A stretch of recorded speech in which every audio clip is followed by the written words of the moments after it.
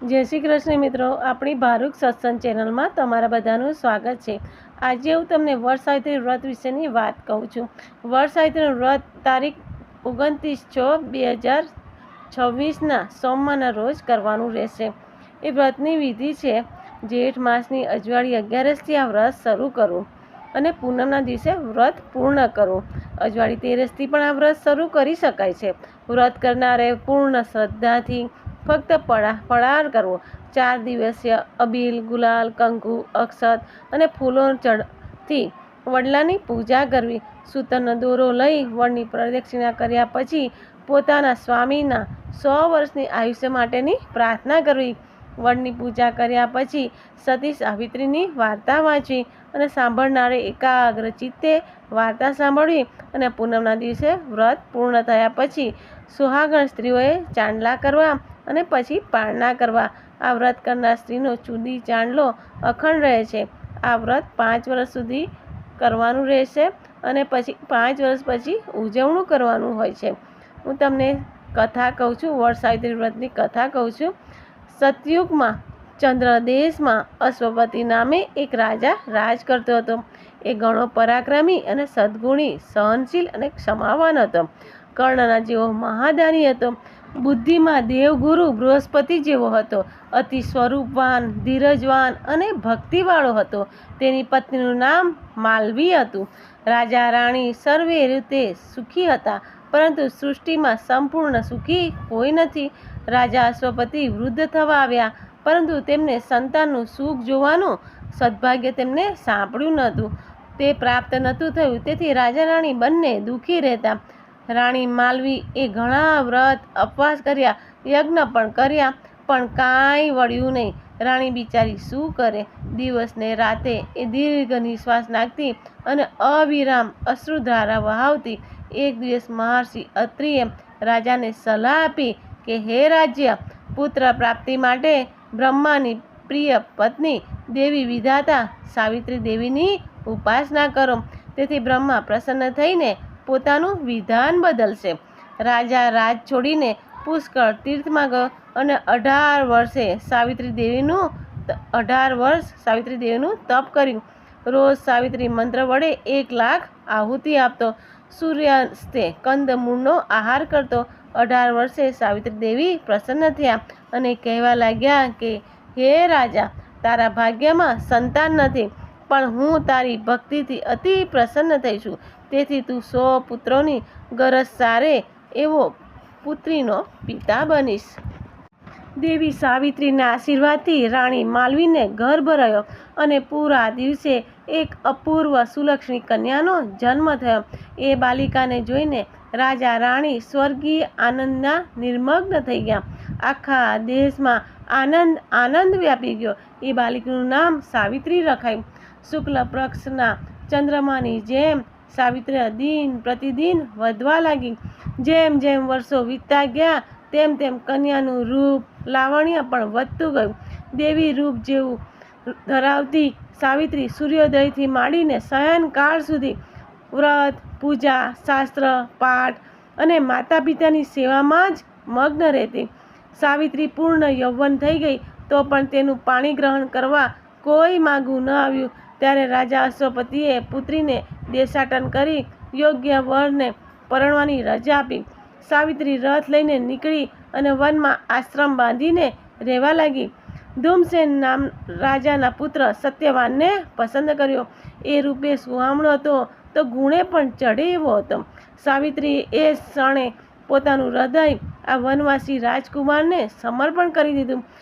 સત્યવાન પણ સાવિત્રીના ગુણ અને અસાધારણ સૌંદર્યથી મુગ્ધ થઈ ગયો, પણ પોતાની દરિદ્રતા જોતા એ ગુણમયી રાજકન્યા પોતાની પત્ની થાય એવી અભિલાષા રાખવાનું સાહસ તેને થયું નહીં। સત્યવાનને વરવાની સંકલ્પ કરી સાવિત્રી પાછી ફરી, ત્યારે દેવર્ષિ નારદ અશ્વપતિ સાથે જ્ઞાન ગોષ્ઠી કરતા હતા। સાવિત્રીએ શાલ્ય દેશના નગરપતિ ધૂમસેનના પુત્રને પસંદ કર્યો છે એ જાણી નારદ પણ સત્યવાનની ખૂબ પ્રશંસા કરવા લાગ્યા અને છેલ્લે બોલ્યા કે સત્યવાન તેજસ્વી, બુદ્ધિમાન, સચ્ચરિત્ર હોવા છતાં એનામાં એક મોટો દોષ છે। બધા ગુણને ઢાંકી દે છે। એ બહુ જ અલ્પ આયુષ્ય છે. આથી બરાબર 1 વર્ષે એ કાળના મુખમાં સપડાશે. આ સાંભળી રાજા રાણી હેબતાઈને પુત્રીને સમજાવવા લાગ્યા, પણ સાવિત્રી બોલી, હે તાત, હું સત્યવાનને વરી ચૂકી છું. મારો નિર્ધાર દ્રઢ છે, હું તેને જ પરણીશ. હવે આપણે આગળ જોઈએ કે શું સાવિત્રી સત્યવાનને પરણશે કે નહીં, એ આપણે આગળ વાત જોઈએ. પણ એ પહેલાં મારો આ વિડીયોને લાઇક અને સબસ્ક્રાઈબ જરૂર કરી લેજો, જેથી આવનાર અવારનવાર વિડીયોની માહિતી જરૂર મળશે. પુત્રીની મક્કમતા જોઈને રાજા અશ્વપતિ પરાણે ધૂમસેનના આશ્રમે ગયા અને પોતાની પુત્રી માટે સત્યવાનનું માગું નાખ્યું. ત્યારે ધૂમસેન કહેવા લાગ્યા કે હે રાજન, આ અંધની મસ્કરી ન કરો. હું રાજપાટ ખોઈ બેઠો છું.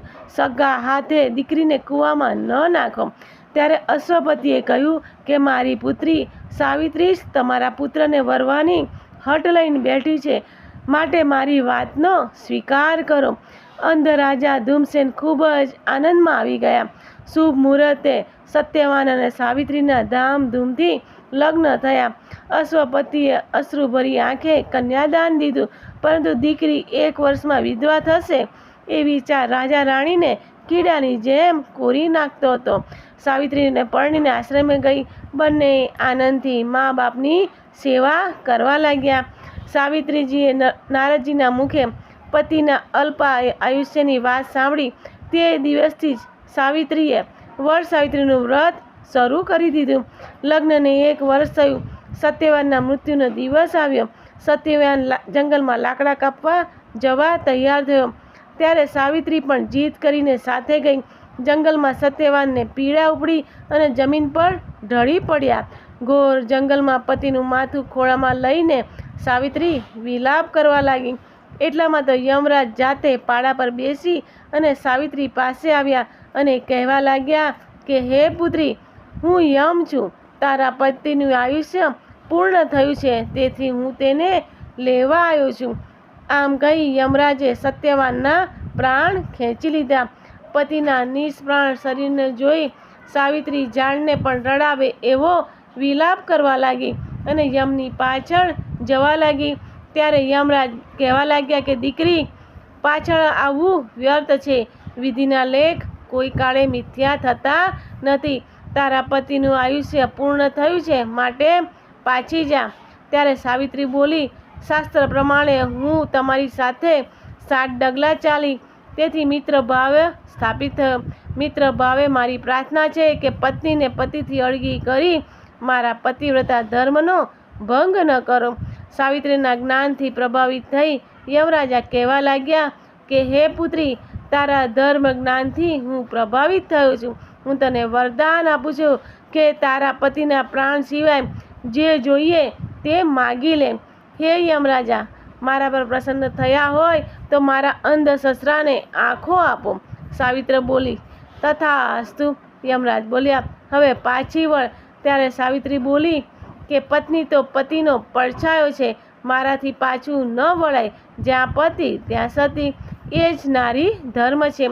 વળી તમે તો મહાપુરુષો, જ્ઞાની છો, શું તમારી સંગ નિષ્ફળ જશે?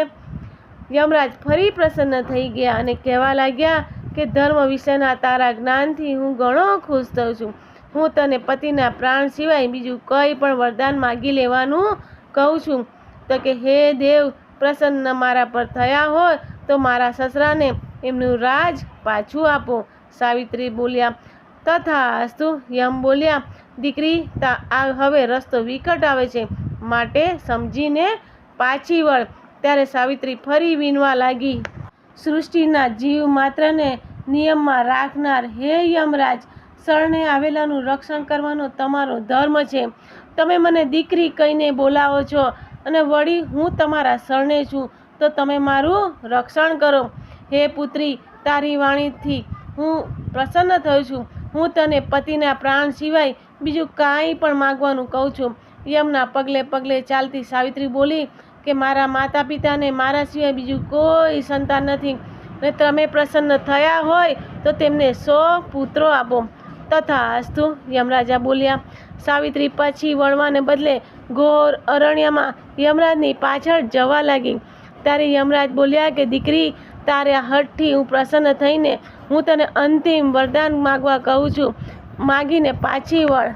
ત્યારે સાવિત્રી બોલ્યા, હે તાત, મારા પર પ્રસન્ન થયા હોય તો હું 100 પુત્રોની માતા બનું એવું વરદાન આપો.